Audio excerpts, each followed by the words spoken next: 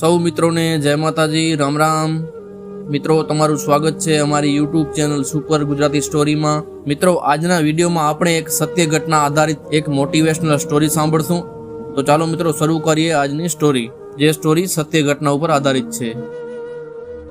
એક વખત એક સેવાભાવી સંસ્થાની અંદર કુદરતી આફત વખતે સેવા કાર્ય ચાલી રહ્યું હતું। આ દરમિયાન એક દાદા જૂની ધોતી ઉપર બંડી પહેરી રિક્ષામાંથી નીચે ઉતર્યા। એ કાર્યાલય તરફ આગળ વધતા હતા। એક હાથમાં લાકડી, બીજા હાથમાં જોડી, આંખે ચશ્મા, પગમાં જૂના ચપ્પલ, છતાં ચાલમાં ખુમારી હતી। એ કાર્યાલય તરફ આગળ વધ્યા એટલે ત્યાંની ઓફિસના કર્મચારીઓએ દાદાને રોક્યા। દાદા, લાઈનમાં ઊભા રહો અથવા અહીં બેસો, તમારો વારો આવે એટલે બોલાવશું। દાદા બાંકડા ઉપર બેસી લાઈનમાં ઊભેલા વ્યક્તિઓનું નિરીક્ષણ કરી રહ્યા હતા। લોકો મોઢા ઉપર પોતાની ઓળખ છુપાવવા માટે રૂમાલ કે ઓઢણી ઢાંકી ટિફિન પકડી લાઈનમાં ઊભા હતા। કોઈ મોબાઈલથી વિડીયો ઉતારતા હતા તો કોઈ ફોટા પાડી રહ્યા હતા। આવા સંકટ સમયે સંજોગોના શિકાર બનેલ વ્યક્તિઓના પણ ફોટા અને વિડીયો ઉતારી અમુક લોકો આનંદ મેળવી રહ્યા હતા। અચાનક કોઈએ બૂમ પાડી, દાદા આવી જાઓ, તમારું ટિફિન લઈને। દાદા નજીક ગયા। ઓફિસમાંથી અવાજ આવ્યો, દાદા વાસણ ઘરેથી લાવવાનું। દાદા બોલ્યા, બેટા, હું એ માટે નથી આવ્યો, મારે અગત્યની વાત કરવી છે। પણ અત્યારે દાદા, અમારી પાસે સમય નથી। ઓફિસમાંથી અવાજ આવ્યો, અરે બેટા, ડોનેશન માટે વાત કરવી છે। ઓફિસના કર્મચારી દાદાને ઉપરથી નીચે સુધી જોવા લાગ્યા, પછી બોલ્યા, સારું, આવો। દાદા ઓફિસમાં ગયા, બોલ્યા, ડોનેશન લ્યો છો? હા દાદા, અત્યારે તો ખૂબ જરૂર છે, બોલો કેટલા રૂપિયાની રિસિપ્ટ ફાડું? દાદાએ જોડીમાં હાથ નાખી ચેકબુક કાઢી ચેક લખ્યો। ચેક હાથમાં પકડતા જ સંસ્થાનો કર્મચારી ઊભો થઈ ગયો। 2 વખત મીંડાઓ ગણવા લાગ્યો। દાદા સામે જોઈ બોલ્યો, દાદા, આ રકમ તમે તમારી જાગૃત અવસ્થામાં લખો છો? તમારા પરિવારને આ બાબતની જાણ છે? આ ચેકની રકમ 2 કરોડ રૂપિયા છે, એ આપ જાણો છો? હા બેટા, મારા પરિવારને ખબર છે અને ચેકની રકમ 2 કરોડ રૂપિયા છે એ પણ હું જાણું છું। વધારે ખાતરી કરવી છે, પણ આ ચેક સામે તમારે મને એક વચન આપવું પડશે। બોલો દાદા।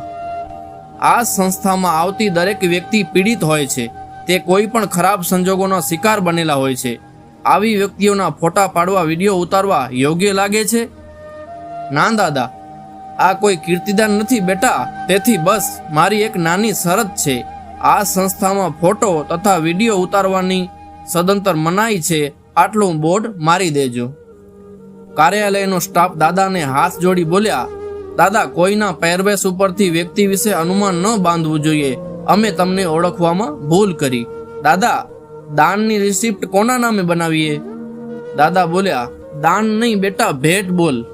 રિસિપ્ટની તો મારે જરૂર નથી, છતાં પણ આપી હોય તો મારા નામની જગ્યાએ લખ, ઈશ્વર પ્રભુ અર્પણમ। બેટા, ધરતીકંપ વખતે તારી સંસ્થાનું ઘણું અમારા પરિવારે ખાધું હતું, ત્યારે જ મેં નિર્ણય લીધો હતો, સમય આવે એક દાણાનો વ્યાજ સાથે હિસાબ અહીં હું પરત કરીશ। થોડા સમય પહેલા મારો બંગલો વેચાયો, તેની રકમની વ્યવસ્થા માટે મેં જ્યારે મારા પુત્ર કૃણાલને USA ફોન કર્યો ત્યારે તેણે માત્ર એટલું જ કીધું, પપ્પા, આપણો પરિવાર ધરતીકંપ વખતે બચી ગયો હતો, એ કોઈ કુદરતી સંકેત સમજી લ્યો। આપણે ન બચ્યા હોત તો આ મિલકત લાવારીસ જ પડી રહી હોત, જેણે બચાવ્યા તેને અર્પણ કરી દો।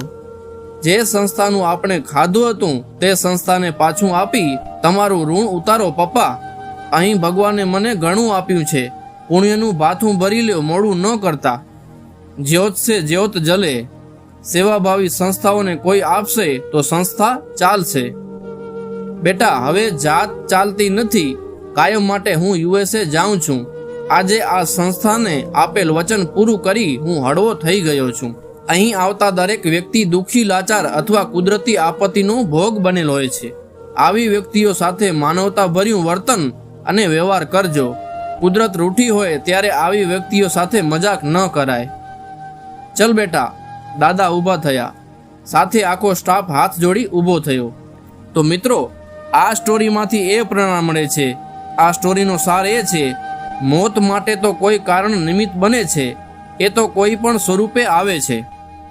મારનાર સાથે તારણહાર ઉપર પણ વિશ્વાસ મૂકવો જોઈએ।